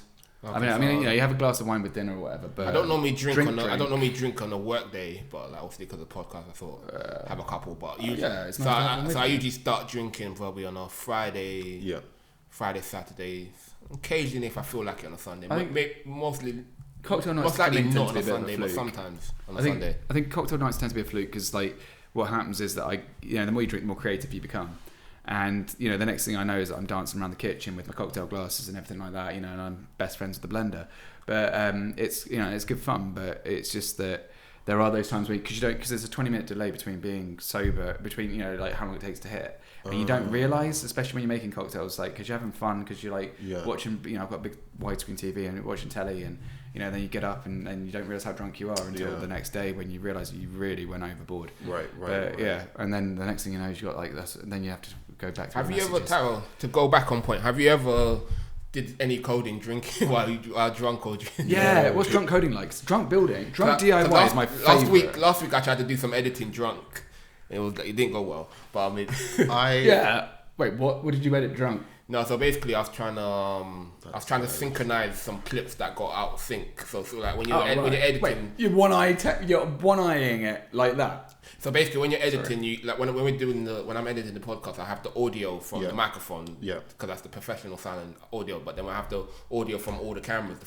For anybody listening, we've got 4 cameras in the room, including his phone. So I have to synchronize all the audio. So sometimes there's an automatic sync function on Final Cut Pro.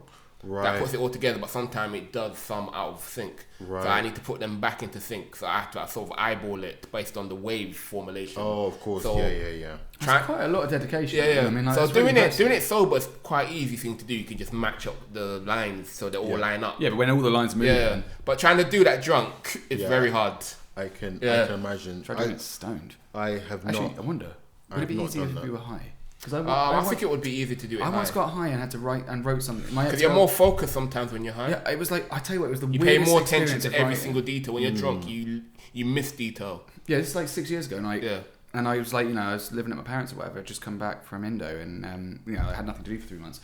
So my mate was like, "Hey, have some bud," and I was like, "Yeah, go on then, I'll have a bit." And my ex-girlfriend who was from Indonesia was like, "Can you help me with this letter? Like an application letter or something." And at this point, she didn't realise that I'd had a drink, and then all of a sudden she's like, "What, 2 hours to get this done?" I'm like, "I'll help you," because you do what you do what you can for people. But when I wrote it, the letters, it felt like music. It was really weird. It was actually really fun. Interesting. Like, I mean, I'm not saying that, I wouldn't, I'm not saying that, like drugs are good or bad or whatever, but it was a very different experience. It was like I was playing the words, and I remember like, the tops of the words kind of flowing a little bit. And I tell you what, I mean, I felt like I'd sent her the best of that thing I'd ever done. Probably took me half an hour to write 3 sentences because I was like, nah.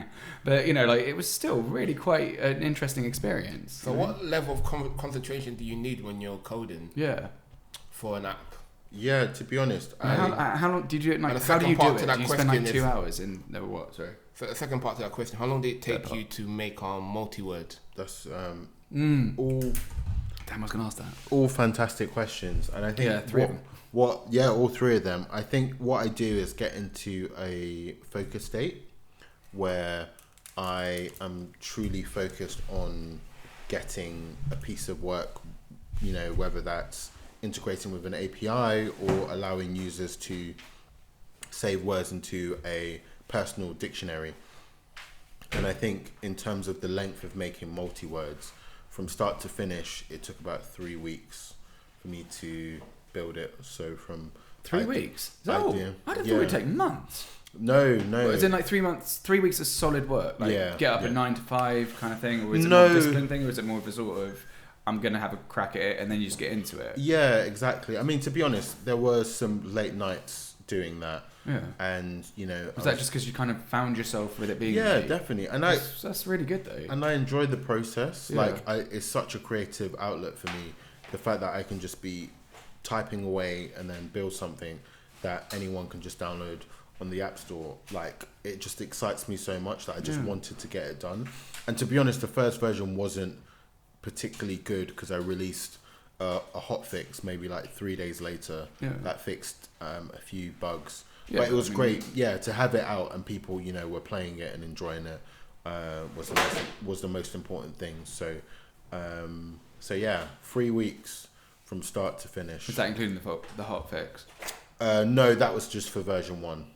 So version 1.0 to hit the App Store, it took 3 weeks. So what version are you on now? 1.4, so just released. So you've only done 4 fixes then? Yeah. That's not bad. Yeah. I mean, considering the fact it's done so well, like, you pretty much you nailed it on the first, not fucked it, so that's complete opposite meaning. You pretty much nailed it on the first time. I mean, that's... And with the updates, I just get so excited. I get so excited of the fact that I'm working on new features. And then do people write to you to say that they appreciate the fact that you've taken on board their feedback? Yeah, and it's great. So with the latest update, I added the ability to send feedback not via email, so it's just like a contact form.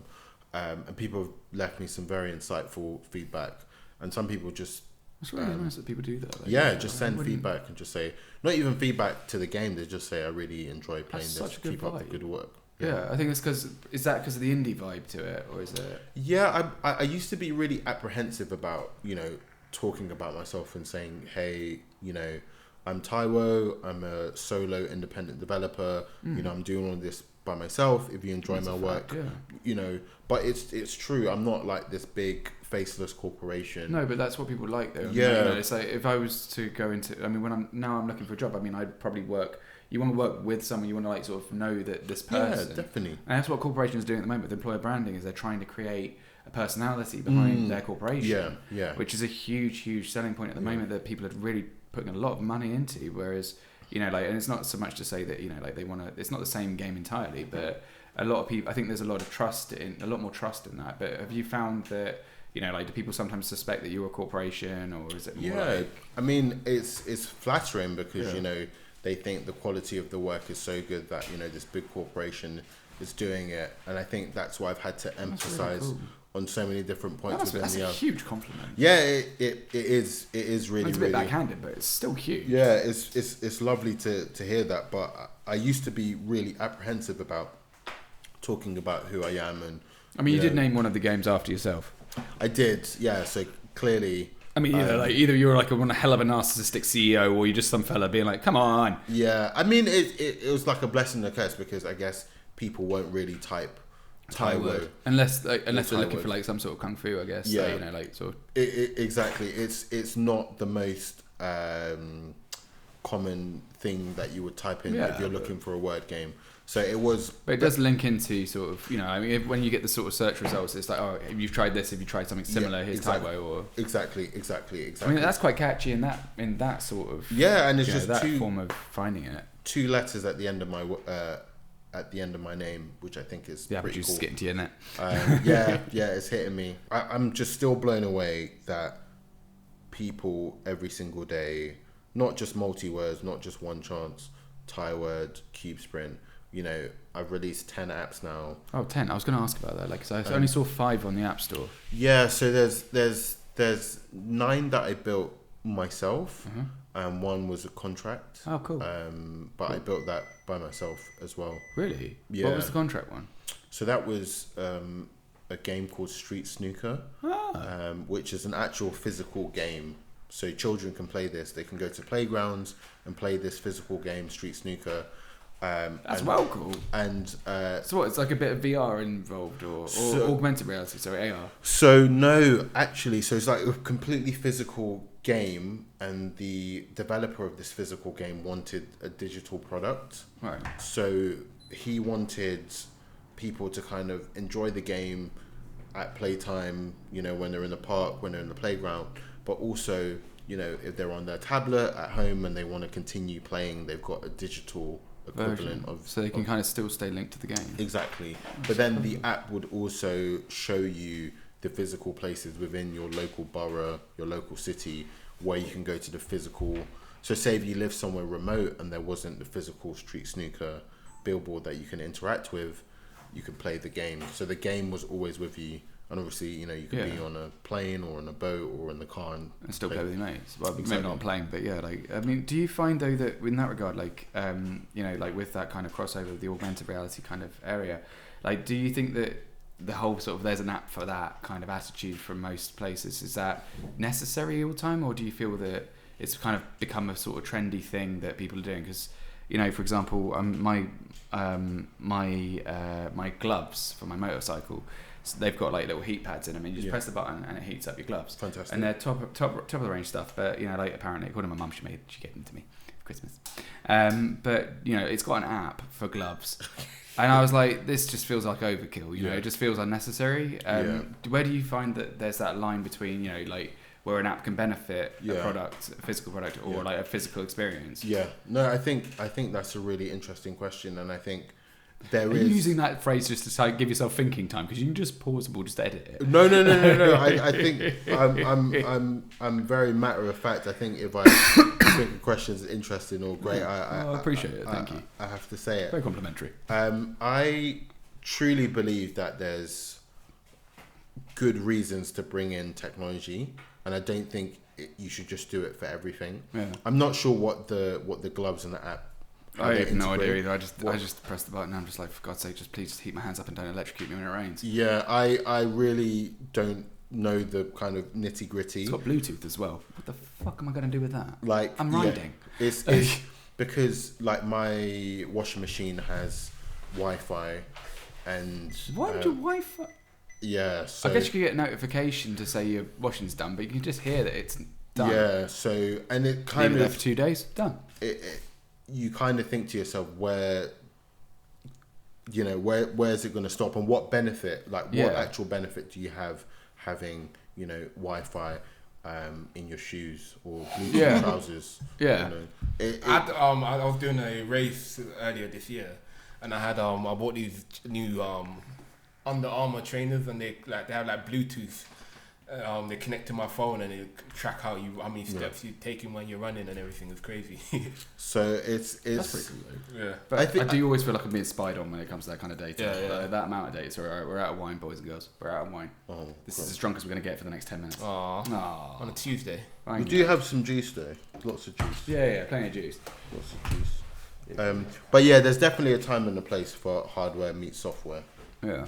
Like, I feel that, like, I think it's quite good with because I find it as a little bit of a turn off sometimes when I'm at a restaurant and it's like, have you tried our app? And you're like, ugh, you know, it's like yeah, and like although but sometimes I think it's quite useful. But anyway, I agree with you is what I'm trying to say here on that. Like, so I mean, with the whole sort of the whole thing of like, you know, like where apps kind of come into our lives. Like, what do you think is the future of the industry in terms of sort of like not just gaming, but as in the broader sense?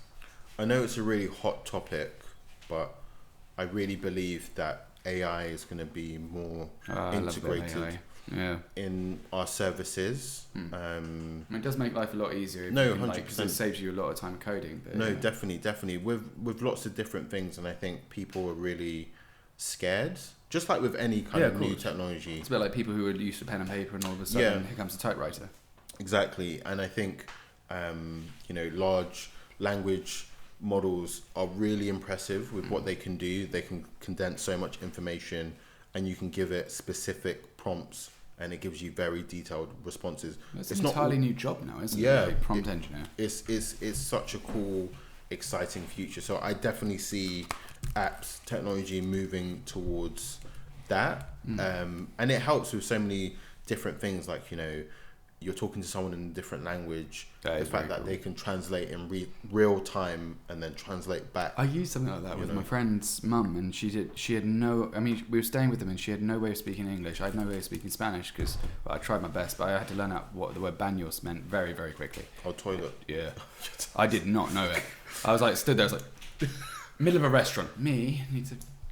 You know, like, I mean, you don't want to have to mime that one in front of everyone, especially when you've just met them, and you're staying with them. But anyway, like, the thing is, though, that I found that, you know, like, she and I could then just type to each other, and we had such a laugh. Yeah. Just playing with the tech. Yeah. She taught me how to make a caipirinha. Not everything I do is cocktail related, I promise. But, like, you know, like, she taught me how to make a Chilean caipirinha, and it was just the best morning / afternoon / I don't remember. You know, like, it was just a good fun day. You're like all around, really. I mean, we made quite a few of them, and it turns out that she makes the better ones. Hated it. Hate competition. Use for that one, you want to use a little bit of don't use caster sugar. Use icing sugar.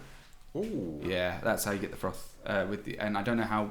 I never use eggs in cocktails, but apparently, you know, if you use a bit of an egg, I don't know, egg white apparently. But I always found that a little bit meh. You know, like, it just feels a little bit risky. Yeah. Even though I know that most chicken eggs are fine, but you know, like, still, you never know. All yours. I was gonna say I use pretty much AI every day now, because what part of your work? Workflow? Not really, but what it is that my grammar's terrible, and I can't string together an email sometimes, especially since lockdown. Oh yeah, you press a little tab button. So now I subscribe to this app called WordTune. Okay. So I can just write my sentence the way I think it, and then it puts in a proper sentence. We use Grammarly at work, and I felt like I was being corrected a lot. But, like, you know, like, I'd write a piece about 1,200 words, and then I'd press the Grammarly thing, come up with 100 and something corrections, and it wouldn't. Well, I mean, just the phrasing and things like that, and then but you can put in the tone of voice that you want. Oh, right. And I realised that but I spent 20 something hours on this legal piece. It was a policy document. It was terribly written because it was written by other people from all over the world, which no disrespect to them at all, because I couldn't write it in any of their languages. But you know, I was asked, take this, turn it into something that makes sense. Yeah. And I took it very seriously because I was only new, and I spent 20 something hours on it, and you know, I was up till like midnight kind of working on it, and it occurred to me as I finished that piece that I could have just clicked the little Grammarly button. And it sorted the whole fucking thing out for me. It works so much. It works so well because this is not something. It feels like cheating. This is not something my work told me to do. It's just something I found on the internet when I had to do some writing up for something, and I pay like £14 a month, and then it saves me so much time. Yeah. I just type up email in my gobbledygook.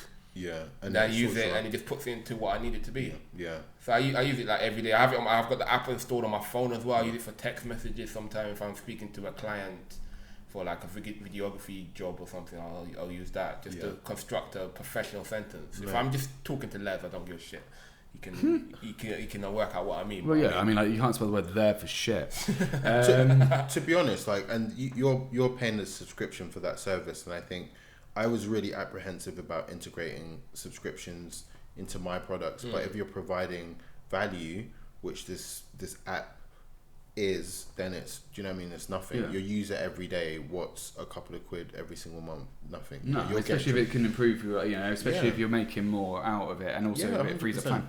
I think that was the argument that my former company made, was that, you know, like, yeah, fine, it's going to kind of like, but one of the things that I kind of found was it felt like I said about like I was cheating. But do you feel that, you know, how do you feel about that kind of like, you know, because it's like, does it diminish the value of your skills? Oh, definitely not. No, I don't. I think it's an assistant.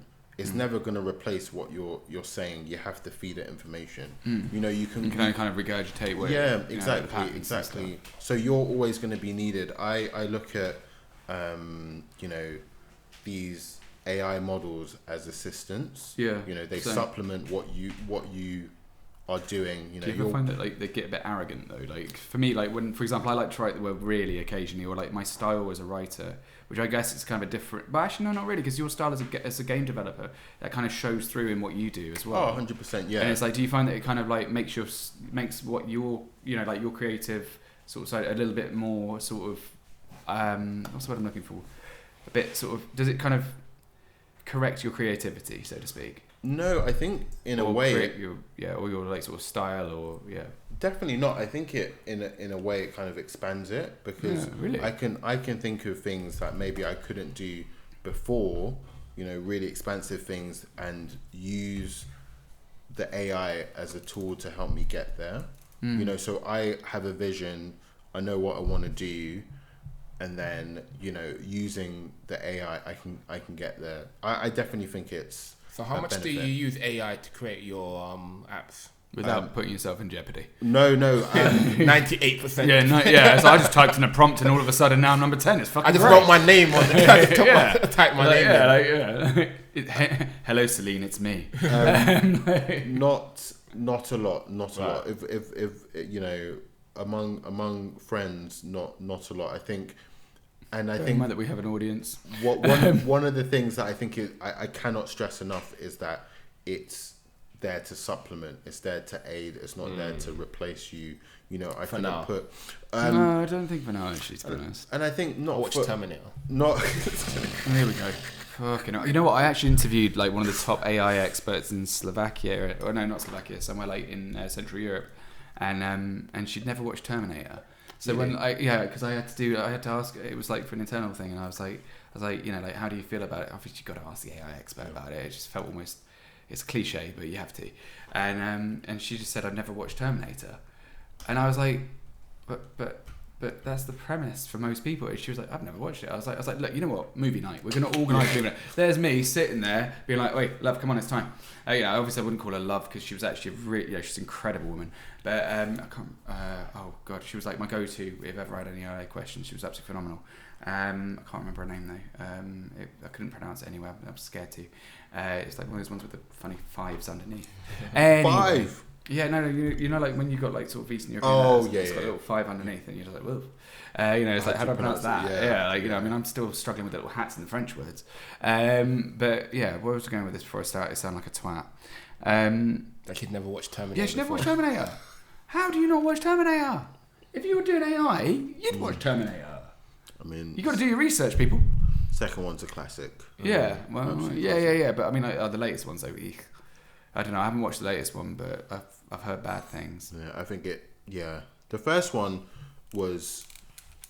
I think because I watched the second one first, it was really weird watching the first one, because he's the bad guy. Yeah. In the first one. Yeah. But he's obviously the good guy in the second one. So that was, and as a kid, you know, it took. It did. Yeah, I still didn't get that. Yeah, I had the same experience. It's like, well, why is he on our side now? Yeah, exactly. I must protect him. It's like, who the fuck went in there and mashed his AI? Yeah, it was very, very. But it's really held up well.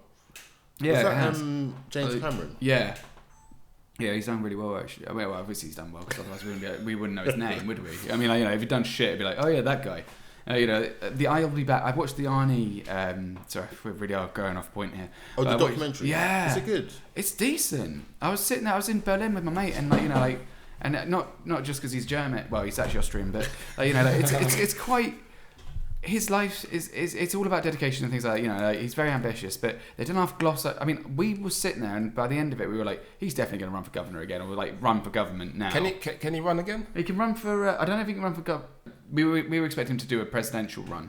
Right. Okay. Maybe under Republican or Democrat, I'm not sure, but like, you know, because he ran as a Republican before, but I feel like political landscape's changed, so he could probably run as a president, as an independent, definitely. Right. Okay. I mean, I'd vote for him if it was him. Biden and Trump, you're gonna go for the Terminator. You're gonna go for the Terminator. Yeah, because I mean, he actually did pretty well as a governor. But, he can't run for president because he's not born in America.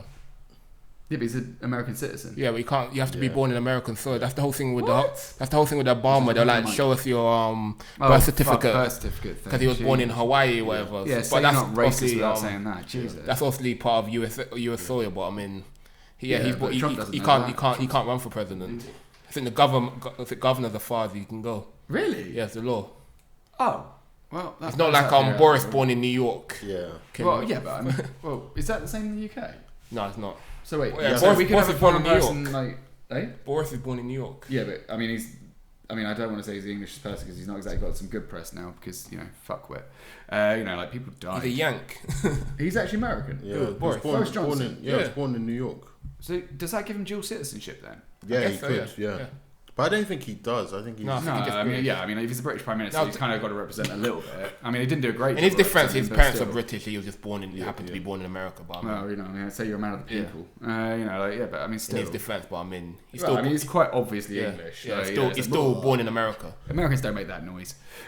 It's really interesting because I got that as a pub quiz question and I, for some reason, just read his Wikipedia and I was surprised that he was born in New York. So that's always stayed in my... I've never known that. You didn't know that? No. I covered that guy during COVID, solidly. I mean, honestly, didn't get where he's born. Yeah. It doesn't really come into it, does it? It's like is he leaving the country? He's born in the projects, Bronx, New York, from the hood. Straight out of Compton. Actually, Compton's not in. Compton's California, isn't it? Yeah. I went to the projects in New York this year. Actually, did you? Yeah. How was your trip? It was good. I went to. You were there like a month before me, weren't you? Yeah, I went there the month before. I went to Harlem. Went to Brooklyn. Brooklyn's amazing. amazing. I went to Manhattan as well. It's literally like in the movies. You go down the street and you're like, I was taking pictures of people's houses. I think but people just give you stuff. They're so nice. Give you stuff. Mate, I was walking down the road. They didn't give me anything. Really? They took from me. I was gonna say. They took my wallet, they took my phone, and took my keys. I went to a bar at one point, and I wasn't their best customer because they were like, oh, you have to have cash. And at that point, I was only using card because it was the transfer rate, and I was a bit like, I'm not going to lose $5 for the sake of pulling $100. And I didn't realise it was cash only bar. I ordered the beer. Beer comes along, and after that, I was like, I really don't want to go to the ATM. Yeah. And they're like, okay, well, I guess this one's on the house. And I'm like, I could not have gotten out of there sooner. I was awkward. I was so complimentary. I mean, that's such a dick. But they were nice, and they made that decision. And it was just like, it's like, all right, go on, mate. I was like, I offered to wash the dishes. Was that your first time in New York? Yeah. I've always wanted to go all my life. Would you go again? Yeah. I wouldn't go again. I would actually go again. My mate. I mean, I was there living with my mate. Yeah. And no offense to anybody listening from New York. I wouldn't come back to your city. I think Manhattan's a bit busy. I wouldn't want to live there because it's a little bit much. I mean, we woke up every morning to this guy we called the Die Guy, and he was a tramp, and he literally screamed "Die!" at the top of his lungs at 7 a.m. This homeless guy tried to swing on me over there. Really? Oh yeah, no, yeah. I mean, they don't hide the homeless at all. Yeah. Not even that. It's like mental health there. It's just you're on your own. I was on a tour of New York. Fucked. You know where that ball with the ball sticking out? What's his name? What's that ball? The ball. He sent me the photo. A ball with a ball sticking. Yeah, he sent me the photo. The ball. The big ball. Yeah. Oh, sorry, I misheard you. Okay, yeah. So, We went on a tour of New York and we saw that, and then this homeless guy came out the station.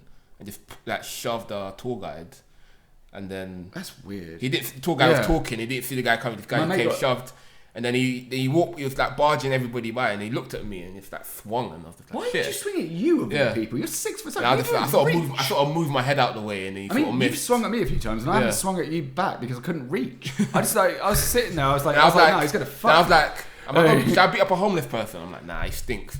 No, but it was like, I mean, my mate Annette though, she's like sort of 5 foot. Well, she's the loveliest person I know, and I'm not just saying that to kiss ass because she actually does listen to our podcast. Shout out to Annette, love Annette. And she's like the most charming little thing. But honestly, I met her when she was quite young, because I was a camp counsellor there. Now she's 20s, in her late 20s, mid 20s, and she's she hasn't grown physically. Right. She's hit puberty obviously, but she's got bigger. Yeah, but she's stayed the same height. She's 5 foot something, just tiny weenie. And some homeless guy just randomly punched her. Shit. And I'm like, in New York or I don't even know if he was homeless. He just some asshole went and punched her, and I was like, we're gonna go find this fucker. Like, you know, but apparently it's such a regular occurrence. And like we're walking down the street and people are like off the nut. In fact, the first night I woke up in New York, there was her boyfriend came out and of the bedroom and looked out the window. I was on the couch and he goes, okay, well, if you want to see New York, have a look down there. And we looked down and there was this woman who was high on, I believe, I was corrected. I said, you know, at first I was like, you know, like I thought it was crack. Apparently it was meth. Right. She was on meth and she was literally pissing in the street. Like trousers down, pissing in the street. Then she was wiping her ass with her hand and then putting her hand in the bag of of crisps that she bought from the bodega opposite, eating them and then wiping her ass again and then eating them again. And I'm like, that morning she made a decision to take meth and then that's what her day was. And yeah, I mean, it was something you just would never see in the UK, and people would just walk past these people like there's nothing. Yeah. And it's something you've got to deal with that shit. Yeah, New York. Oh. To wrap up on that point. Yeah, good point. Yeah. Where we're going. You need to wrap up. Yeah. So it was a 2-week trip. Me and my wife went on to New York and Jamaica. So on the Jamaican leg, we're going. He said he was bored. Huh? You didn't like Jamaica. I like Jamaica. Yeah, but you messaged me being like, shit. No, I didn't say that. Okay, right, I take it back. Sorry. No, I love Jamaica. Yeah, that's going to jumped out. No. Straight away. That'd be the first thing you take. Jamaica was the best part of the trip. Okay, no. But Jamaica was the best part of the trip. Yeah, we love your cousins. Yeah. But what I'll say is it true that you guys wait? You're not Jamaican, are you? Yeah, he's Nigerian. Sorry, Nigerian. I can't tell. Sorry. You can tell by the surname. How would I be able to tell? Yeah, I mean the surname. Wait, really? Yeah, definitely. But your your surname doesn't sound Jamaican. Yeah, it's a European. Not that anything would, but wait, Jamaicans have know? European surnames. Okay, look, I don't want to sound like the whitest guy ever, and this is really no reflection on me as a person, but it is. How do you tell? Like, just where people come from, like, within the black community? But my friend she was black, and she was like, yeah, she's Nigerian, she's from like Somali, and you whatever. can sort of tell. Like, first of all, like the names the names are dead giveaway. No, but we didn't know people's names. We were just walking down the street. But in general, like obviously, you got a Nigerian sounding surname. I have I have a Welsh surname. Yeah, you do. Yeah. So that's right. Yeah, so that's how you can sort of tell that I'm from I guess Jamaican. a colonized country. From like because it was Windrush, was it? Yeah, Windrush. Yeah. But I think going back to that, I think it's just the same way that, you know, people from Africa, you can tell someone's from West Africa, East Africa, you can. South Africa. Have just in the same way, like... Yeah, you can tell like Eastern European versus exactly. Western you know, European if you kind of see... It's very subtle though. I mean, like sometimes, if you met my girlfriend, you wouldn't know until she sort of talked, I guess. But I think there are some like, you know, maybe you might say someone from, you know, Eastern Europe might have more slightly tan skin because of, you know, maybe in the UK we don't get as Spain much sun. Whatever, and then Spain, Portugal, and then, you know, people from and they South tend to be America, a lot sexier in Spain and Portugal. I don't know how. in comparison, and then like Scandinavia as well, like, you know, a Scandinavian person, you know, someone from Norway, Sweden, Denmark, what's the other one? Everyone always forgets that one. There's a big difference. There's a big difference between all the easy mistakes, mate. Yeah, there's a big difference between like all the races anyway. Like you can tell by like my people have a certain mixture to us. So we've been mixed with like Asian people. We're mixed with English people, Europeans, and all that. So there's a mixture. There's a mixture. So when I met my wife, we got from Cornwall to my wife is also Jamaican. Yeah. So as soon as I met her online. I met her on Tinder. So as soon as I saw her, I knew she was Jamaican by just looking at her. I wouldn't have a clue. I could tell just by one of looking my at ex-girlfriend's half Nigerian, and I didn't know. I mean, you know, mixed race people are a bit harder to tell because I mean, they're gorgeous as well, but I mean, like your mixed race girlfriends that I've met. Yeah, that one. Yeah, I wouldn't be able to tell. Like, in fact, your first mixed race girlfriend, she was my first mixed race girlfriend. Yeah. That's what I said. I've had a couple, but yeah. But your first mixed race girlfriend, I actually thought was This actually, you know, I actually thought she was white. I didn't actually know she was half Nigerian. Until like probably a month or so after. Well, she told everyone, but yeah. Till she told me, I didn't actually know. I was like, oh, give it a rest. Let's get on to the final wrap. Yeah, before I sound like a twat. Jesus Christ, we're gonna get us cancelled. I was like, how dare he ask that question? Let's get to the final wrap. Any last questions for Taiwo? I've literally run out. What makes it addictive? Nope, done that. You said you don't run any adverts, so yeah, I do. How do you get your? Yeah, how do you make the money? You wonderful people going to the App Store and downloading the fucking camera now. I didn't say plug your app. Yeah, we didn't say quick. Yeah, do you want to show off the book? When you let's take you back to your first app you released on the App Store. How do you get people to download it? Just friends and family. Different. And when I was building building the most powerful marketing tool. 100%. You know, if someone says, "Oh, have you heard of this game called Multiverse?" Straight. You know, then you're onto so something. it's word of mouth. Yeah. Also, you feel more connected that way as well. 100%. Yeah. And when I was building Spacebots, I had a Twitter profile, and people were following me on Twitter, so they were kind of watching me build this game. So I had my warm markets and my friends and family, but I also had a lot of people that I just met through Twitter. But marketing is so difficult. It's really hard. Have you tried Reddit? Because there's different Reddit We've been trying our best.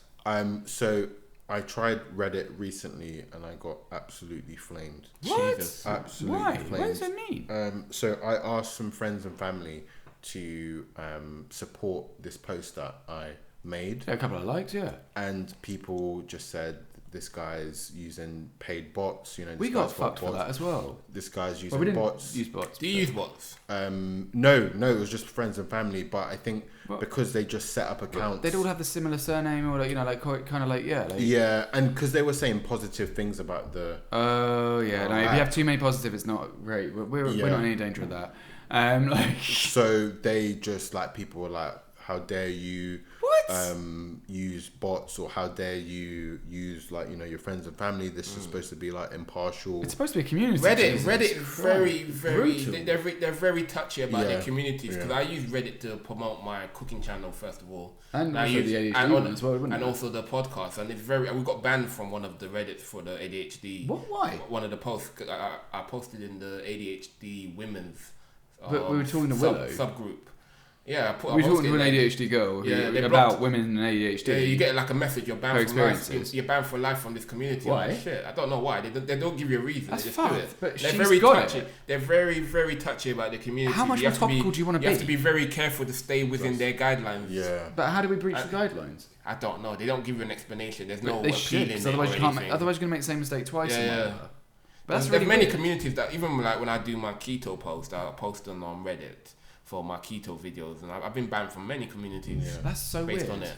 Because when I was a journo, still am, but when I was doing the locals, and you'd go into all the communities locally, and then I don't think I've only ever been kicked out of no, I've never been kicked out of anything.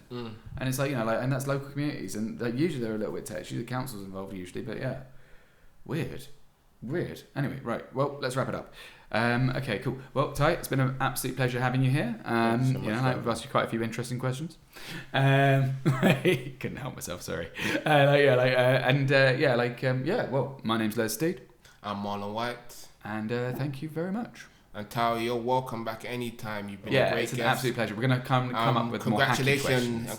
Congratulations on being our first repeat guest. No, it's been an absolute pleasure. Thank you so much. The number 10 spot and the newspaper, everything like that. Yeah. Mate, I mean, you've really since we last saw you, fucking impressive, man. And really good to see you growing like that. No, honestly, it's been a pleasure, and I can only thank you for your continued support. It was a pleasure jumping on a podcast for the first time. It's a pleasure to do it again, and hopefully again in the future. Honestly, and also, of course, yeah. Before we wrap up, I also want to apologize for not letting you know that the first pod was recorded. Yeah, a video recording, because Tara was very I didn't get a haircut. Hang on a minute. Wait, what? I mean, he was on. He could see the camera. No, but he didn't know before. He didn't know before turning up that it was recorded, and he didn't get. It makes but I had no idea what I'm doing. And he didn't get a haircut and everything. I said to him today. Did you get a haircut this time? Yeah. Did you actually? Yeah. I said to him because me and Lev don't really take care of our appearances on this podcast in terms of our hair. I'll just throw a cap on if I need to. We recorded 4 back to back because we were a little bit short on time the last season, and we just changed shirts every night. You can just see it's the same stuff because I had this rash from swim teaching on my face, and you just see it just makes me look like I'm embarrassed for the last 4 episodes. But and I'm due a shave today. That's why I'm wearing a hat. That makes sense actually. Yeah, I did wonder. Yeah. Because I have to, like, as a bald person, Okay, you have to shave. You have to this. shave every 2 days. So. Really? 2 days. Yeah. That's why I don't want to go bald. Yeah, it's long. It's too much effort. I can Some people are like, oh, you're bald, you don't have to do anything with your hair, but you have to shave every 2 days or your hair starts growing back and you start looking rough and people think you're homeless or people think something's wrong with you. You're depressed or something. I'm like... Nothing wrong with being homeless. Yeah. Oof, gonna dodge that political bullet now. But anyway, Carol, it's been great. Yep, lovely pleasure. Lovely pleasure. Until the next time. Yeah. Wow, we've really got to stop drinking when we do this.